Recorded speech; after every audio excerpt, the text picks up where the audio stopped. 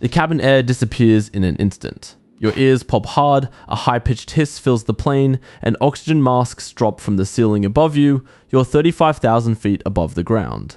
Outside the window, the air is nearly 100 degrees below zero. And now, so is the air inside your lungs, starting to feel thin.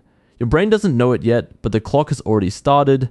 This is what your body does when it loses cabin pressure at cruising altitude second by second. You're a passenger on a routine flight. The seatbelt sign was off, someone had a drink in their hand, then a door seal failed or a window cracked, and the pressurized air that was keeping you alive simply rushed out into the sky. At this altitude, the outside air pressure is a fraction of what your body needs. Without the plane's pressurization system, your lungs are suddenly trying to pull oxygen out of air that is far too thin to give it up easily. Doctors and researchers call this hypoxia. It means your brain and your body are not getting enough oxygen to function normally. At 35,000 feet, unprotected, you have less time than you think. Aviation physiologists have a name for this window. They call it time of useful consciousness. It is the number of seconds you have to act before your brain simply stops working well enough to save yourself. At this altitude, that window is somewhere between 30 and 60 seconds.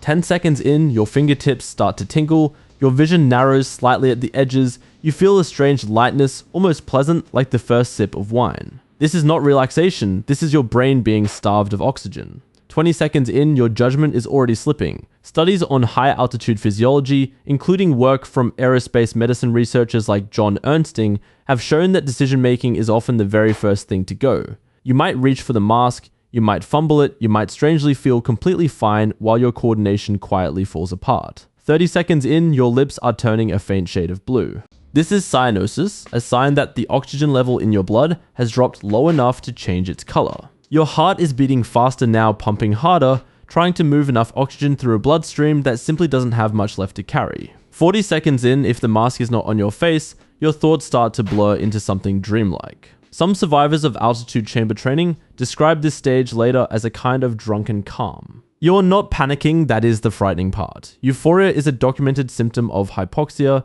and it can override the instinct to save your own life. 50 seconds in without oxygen, your muscles stop responding the way you want them to.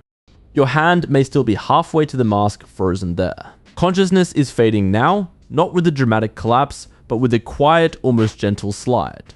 1 minute in, for most passengers without oxygen, this is the edge. Beyond it lies unconsciousness.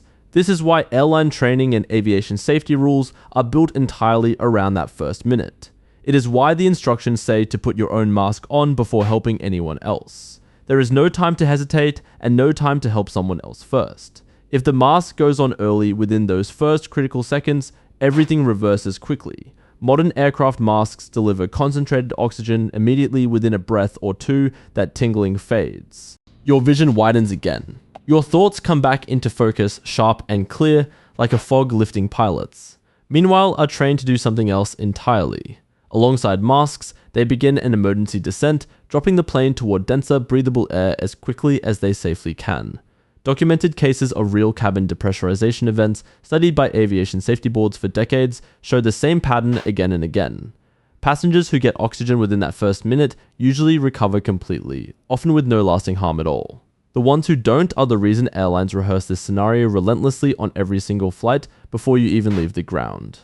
What this reveals about your body is something worth sitting with. Your brain is remarkably resilient, but it is also completely dependent on a steady supply of oxygen. It cannot store for later, it has no reserve tank, it needs oxygen now, and then again a few seconds after that in an unbroken chain. That single fragile requirement is the deciding factor in this entire 60-second scenario.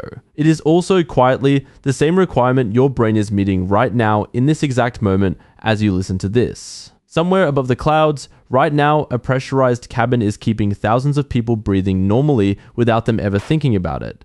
And in your own chest right now, that same quiet automatic exchange of oxygen is happening too, one breath at a time, keeping the lights on behind your eyes.